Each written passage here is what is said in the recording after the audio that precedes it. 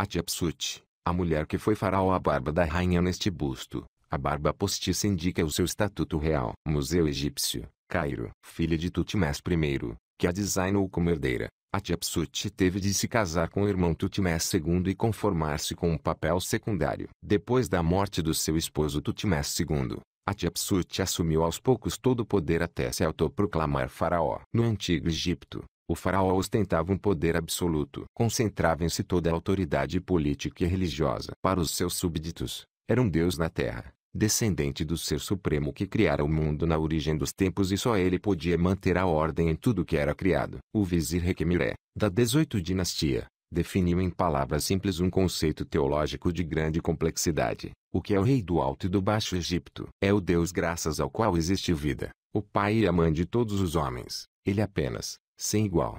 Para os egípcios, era natural que uma função com essa autoridade fosse exercida por um homem. Os reis eram identificados com Horus, o deus celeste da mitologia egípcia, representado como um homem com cabeça de falcão. No entanto, sabemos que, ao longo da história egípcia, algumas mulheres superaram a sua condição de esposas ou mães e ocuparam o trono real. De todas elas, a que mais se destaca, porventura com exceção da famosa Cleópatra VII, foi Hatshepsut, no início da 18ª dinastia, fundada em 1552 a.C. Filha e esposa de reis, Hatshepsut governou o Egito durante um longo período e fê-lo sozinha. Não se limitou a assegurar a regência de um faraó menor de idade, como sucedeu com outras rainhas. Ao invés, apresentou-se ela própria como faraó. Uma família de mulheres poderosas. Desde o seu início, a 18ª dinastia caracterizou-se pelo relevante papel desempenhado pelas mulheres da família real, mães e esposas de reis. O primeiro faraó da dinastia, Amés, iniciou seu reinado em 1552 a.C. sob regência da mãe, a rainha Autep, mulher de grande personalidade que acumulou importantes responsabilidades. É significativo lembrar que o enxoval funerário da rainha incluía um machado cerimonial com o título de Amés e um colar do qual pendiam 3 grandes moscas de ouro. Este tipo de colar era uma condecoração concedida por mérito militar, o que leva a crer que Autep o tivesse ostentado ao comando do exército. O faraó Amés casou-se com a irmã, Amés-Nefertari, a qual, à morte do seu esposo, exerceu a regência durante a adolescência do seu filho, o jovem príncipe Amenhotep, preparando-o para o que foi um reinado próspero e de expansão do Egito.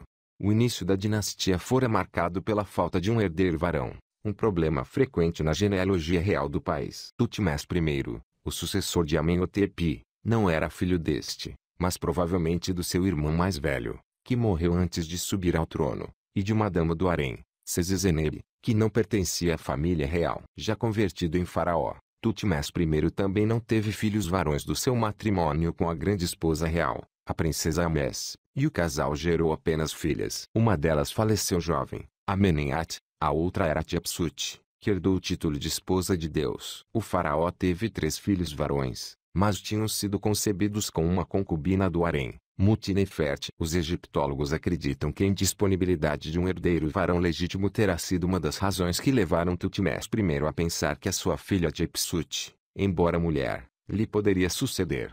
Somente ela, entre os seus descendentes vivos, era aparentada diretamente com a 18ª dinastia através da sua mãe, Amés, uma princesa de sangue real, filha de Amés, o fundador da dinastia, e da sua esposa e irmã Amés-Nefertari, de grande esposa real a regente. Existem testemunhos da predileção do rei pela sua filha. No 2º ano do seu reinado, durante a festa de Amon, o oráculo divino indicou a Tutmés I que o país das 2 terras, o Egito, pertenceria a Hatshepsut, ou seja, que ela lhe deveria suceder. Essa narrativa ficaria gravada num bloco rochoso da Capela Vermelha, que Hatshepsut ergueu em Karnak vários anos mais tarde, quando ela própria se sentou no trono do Egito.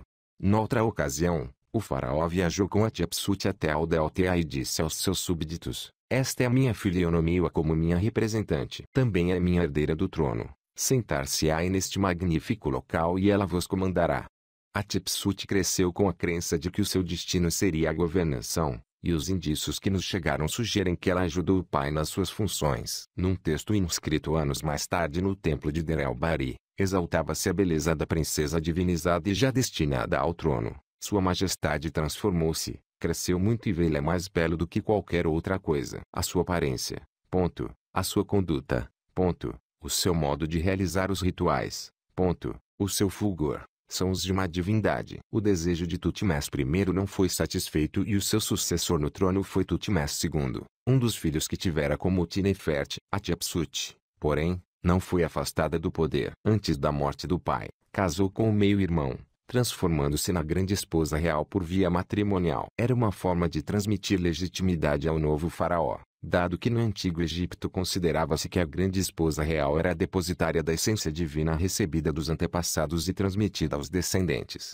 Tutmés II morreu ao fim de 3 anos de reinado. O trono voltava a ficar sem um herdeiro varão legítimo, já que Hatshepsut gerara apenas 2 filhas. O sucessor do faraó falecido foi Tutmés III, fruto de uma esposa secundária do antigo rei. Uma vez mais, Hatshepsut viu, como suceder à morte do pai, um varão, cuja mãe não tinha sangue real, interpor-se no seu caminho. Com 25 anos, Hatshepsut respeitou a tradição e assumiu a regência durante a menoridade do príncipe. Ao fim de algum tempo, adoptou o título de faraó. Ignora-se o motivo para este passo que carecia de precedentes próximos. As suas antecessoras, as rainhas Altep e Amesnefertari, mães do primeiro e do segundo faraós da 18ª dinastia, tinham exercido a regência sem serem coroadas. Hatshepsut foi o templo de Deir el-Bahari. Hatshepsut construiu o seu templo funerário na montanha de Tebas. Num dos relevos que a decoram, a rainha mostra a sua concepção divina, que a legitima como faraó. Eleita pela divindade, é redutor afirmar que a sua única motivação foi a ambição, o sentido do dever, a educação, a consciência de ser herdeira de uma ilustre linhagem e a admiração pela obra realizada pelo seu pai, Tutmés I, devem ter sido factores decisivos que levaram Hatshepsut a assumir a responsabilidade do governo. Havia que consolidar o império que Tutmés I começara a criar e isso requeria um dirigente forte e não uma criança faraó. Terá sido essa igualmente a intenção da classe dirigente egípcia, dos nobres e dos poderosos sacerdotes do clero de Amon, que deram a sua aprovação à subida ao trono de uma mulher, um acto raríssimo na história desta civilização. É indubitável que a decisão de Hatshepsut exigiu uma operação de legitimação e de propaganda para que ela fosse reconhecida como verdadeiro faraó tanto pela elite como pelo povo do Egito. É provável que essa estratégia tenha sido elaborada pelas pessoas mais próximas da rainha, contando com a total aprovação do clero de Amon e do seu representante máximo, o sumo sacerdote Apu-Zeneb.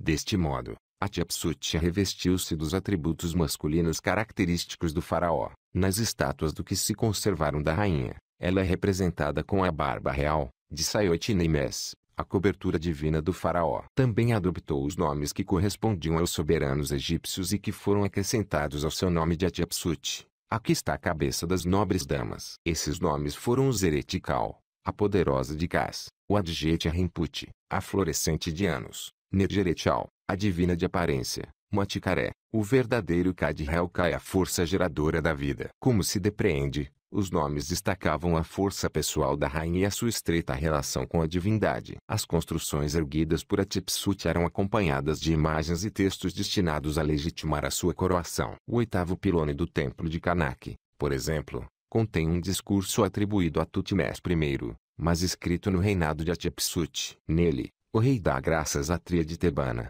os deuses Amon, Mut e Khonsu, por ter permitido que o Egito permanecesse sob a autoridade da sua filha, o rei do Alto e do Baixo Egito, Maticaré. Menciona-se também o oráculo que Amon pronunciou em favor de Hatshepsut quando esta era ainda uma jovem princesa, apresentando-a como a soberana que tornaria o país próspero sob seu comando. Talvez o argumento mais convincente para justificar o direito de Hatshepsut ao trono tenha sido a teogamia, a ideia de que a rainha nascera da união milagrosa da sua mãe com o deus Amon, a divindade principal do panteão egípcio na 18ª dinastia. Por esta razão, Hatshepsut foi aceita e abençoada por todos os deuses, o que a legitimava para ocupar o trono do Egito. Condenada ao esquecimento. Tudo isto é mostrado numa série de relevos em Deir el-Bahari, o templo que Hatshepsut mandou construir perto do Vale dos Reis dedicado a Amon, a deusa Tor, e ao culto do Ka, o alimento vital de Hatshepsut e do seu pai Tutmés, e as cenas ilustram o momento em que Amon adopta a aparência de Tutmés I para cortejar a rainha Mes e conceber com ela sua filha divina Hatshepsut. No outro relevo, relata-se a expedição comercial que a rainha organizou ao país de Punt, talvez na atual Somália. Nem falta sequer alusão ao nascimento divino de Hatshepsut, pois num parágrafo Amon disse-lhe: "Eu sou o teu pai", e é o mesmo Deus que pede à rainha que envie uma frota a Punt para lhe trazer incenso para o seu culto. Hatshepsut reinou durante mais de 2 décadas, garantindo a continuidade da sua linhagem ao casar a sua filha mais velha, Neferuré, com o seu sobrinho Tutmés III. Enquanto reinou, criou as condições do apogeu que o país do Nilo viveria depois de Tutmés III assumir o poder solitário, após a morte da rainha. A posteridade foi severa com a sua recordação. O próprio Tutmés III, no final do seu reinado, quis apagar os vestígios da rainha e ordenou que destruíssem a sua imagem e o seu nome de todos os monumentos.